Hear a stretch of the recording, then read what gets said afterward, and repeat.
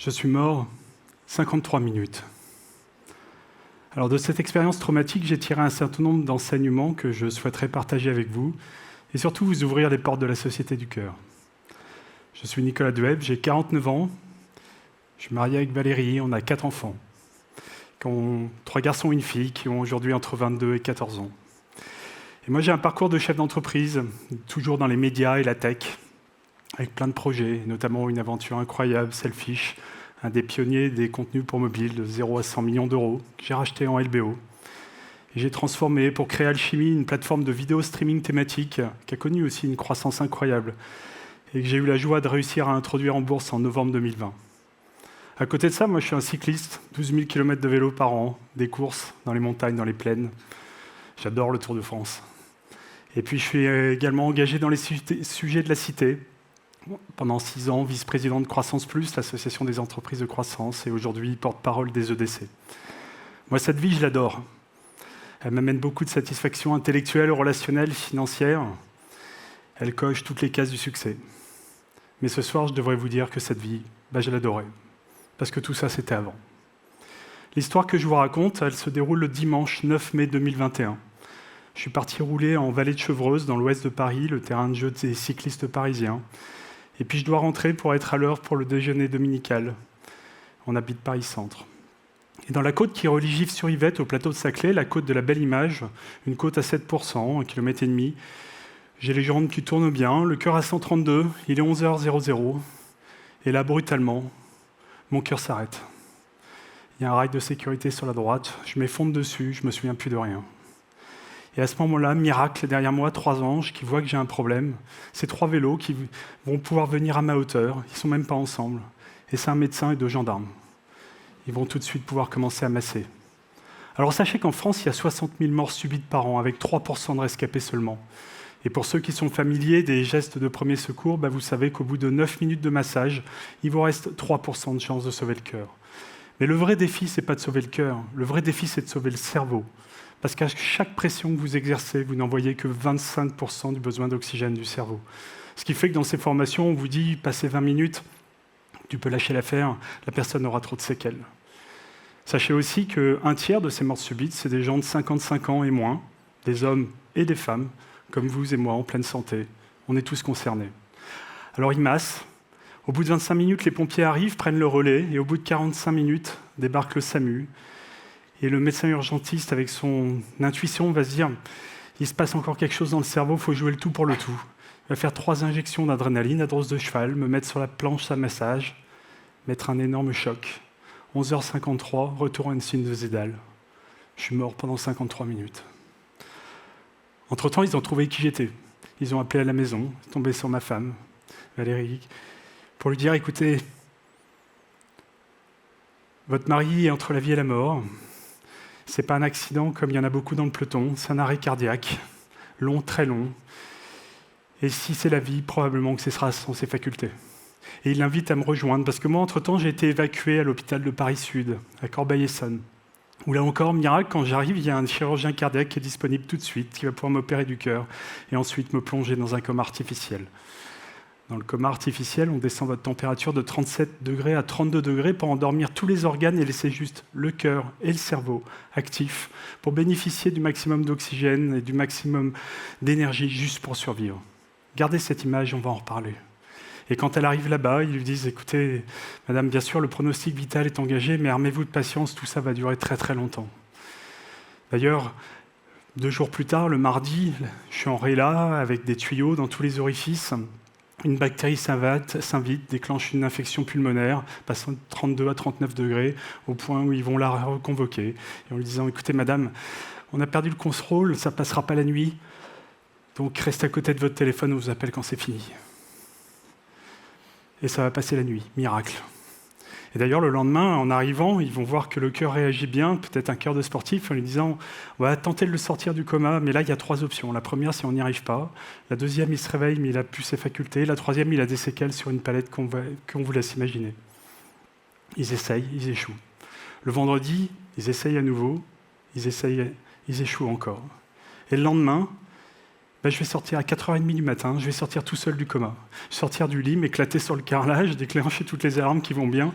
Et je vois bien une infirmière qui rentre et qui me dit « Monsieur, il ne faut pas faire ça », qui me met dans le lit, qui me sangle. Et moi, je leur dis « Je veux parler à ma femme », je leur dis un nombre de fois incalculable.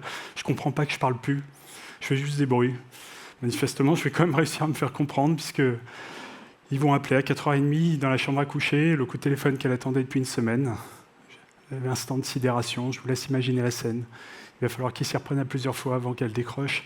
Et là, de lui dire, écoutez, madame, on a une bonne nouvelle, c'est que votre mari est sorti du coma. On a une mauvaise, c'est que ça ne s'est pas passé comme prévu, mais venez tout de suite, on pense qu'il vous réclame.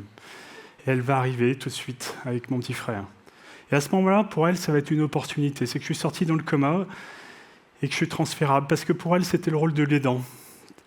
1h30 le matin pour y aller, 1h30 le soir. Son boulot, les 4 enfants.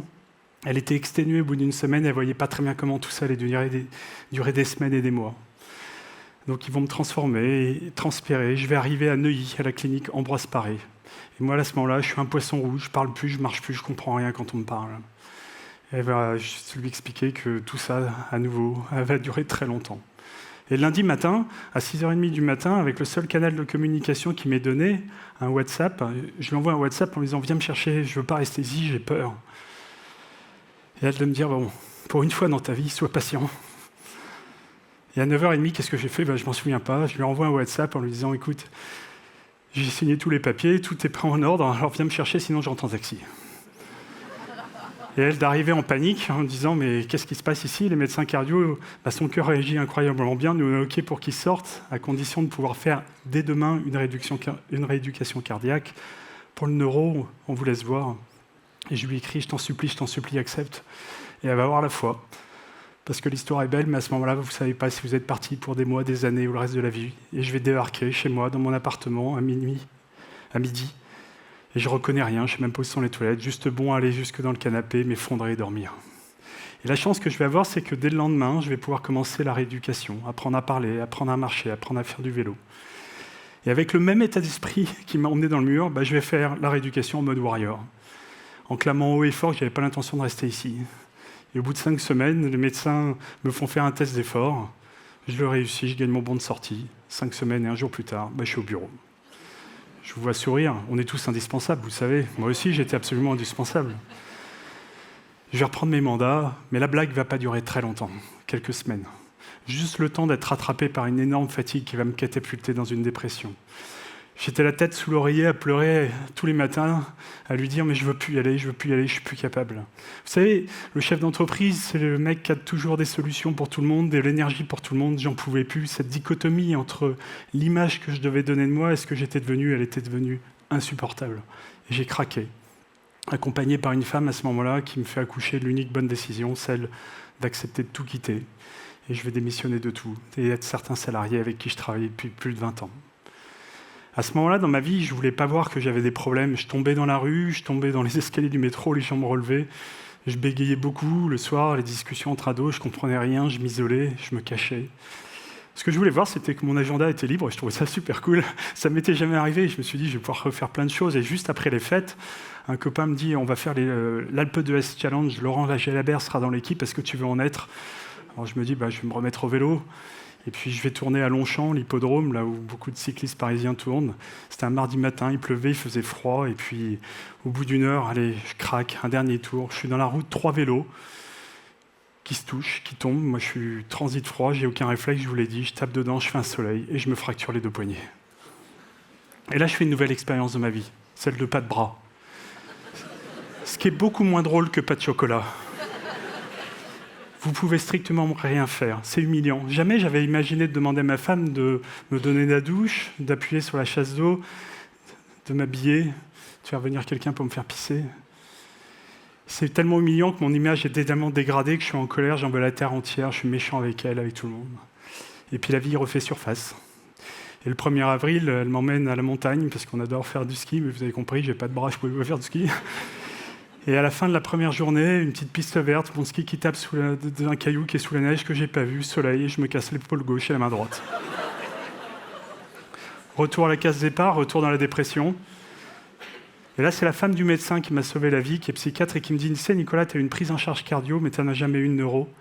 il faut peut-être regarder ce qui se passe dans ton cerveau et m'invite à prendre rendez-vous à l'Institution nationale des invalides, qui savent gérer des cas un peu spéciaux comme moi.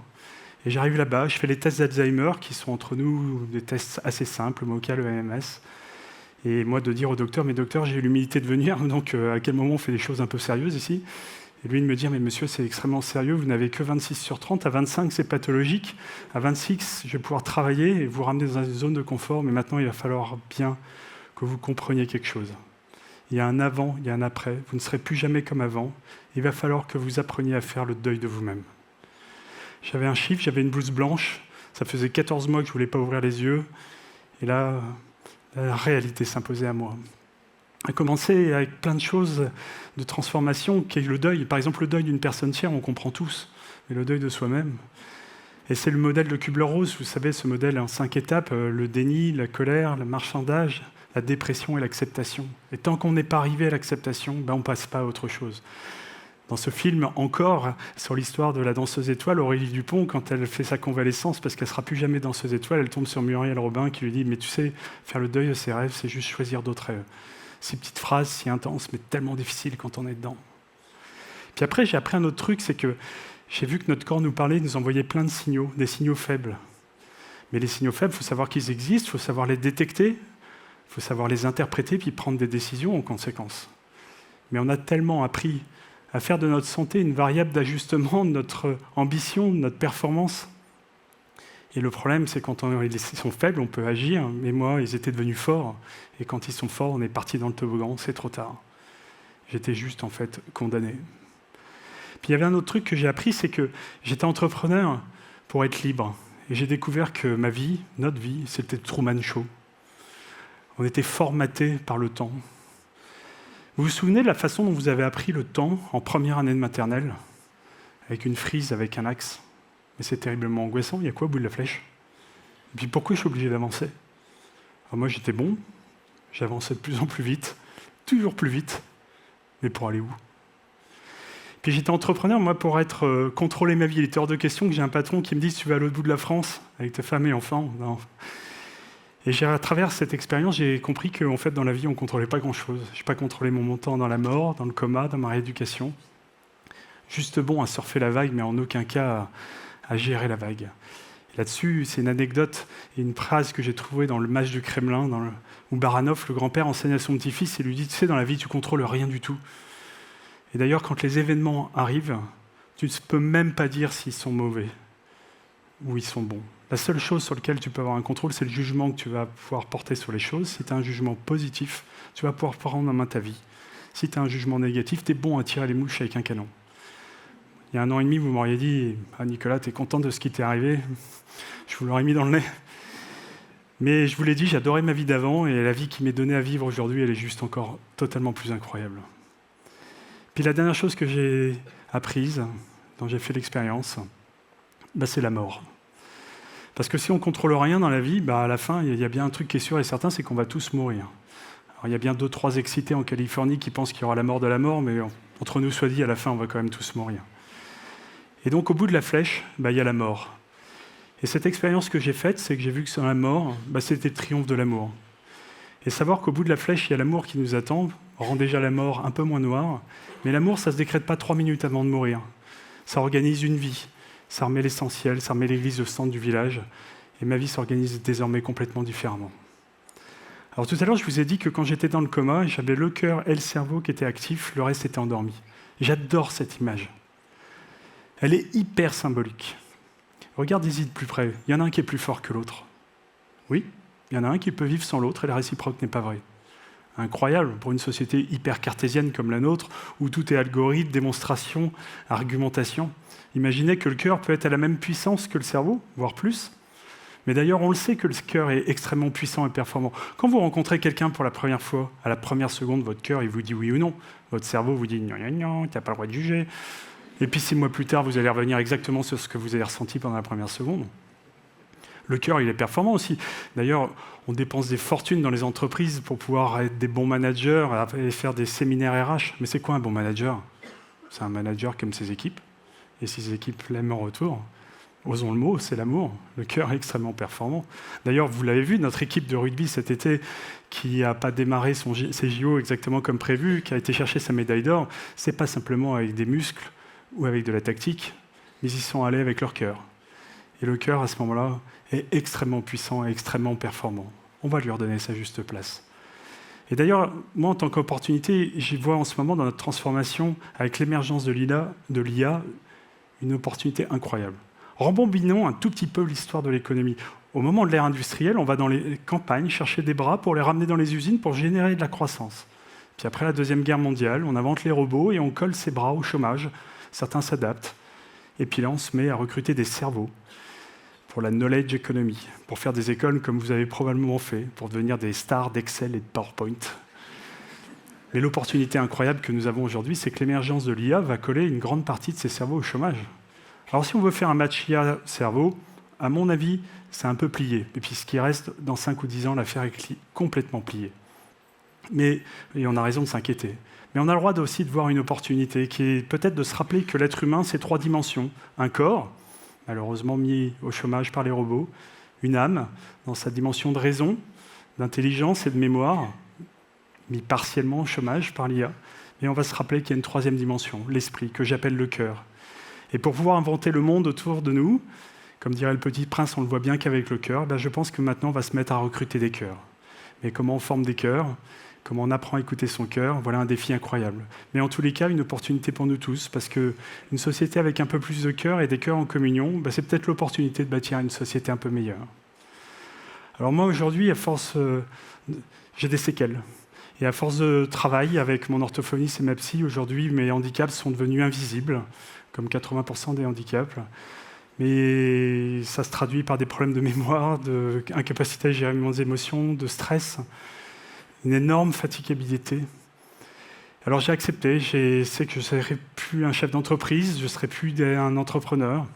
Mais finalement, entrepreneur, avant d'être un métier, c'est avant tout un état d'esprit. Alors je me suis mis à témoigner, puis j'ai vu que ça avait beaucoup d'effets. Et maintenant, je suis invité dans toutes les entreprises à y parler du cœur, de l'amour, de la mort. Incroyable, que des sujets tabous. Ça me réjouit, ça me procure une joie incroyable. Maintenant, j'accompagne des entrepreneurs, parce que finalement, avoir vu la mort, ça rend sage. Et puis maintenant, je suis un auteur conférencier, j'écris des livres. Une vie que j'aurais jamais imaginée, quoi. Alors vous l'avez compris, la véritable héroïne de cette histoire, c'est ma femme. Et elle est présente ce soir. Et sans elle, je ne serais pas là à pouvoir vous parler.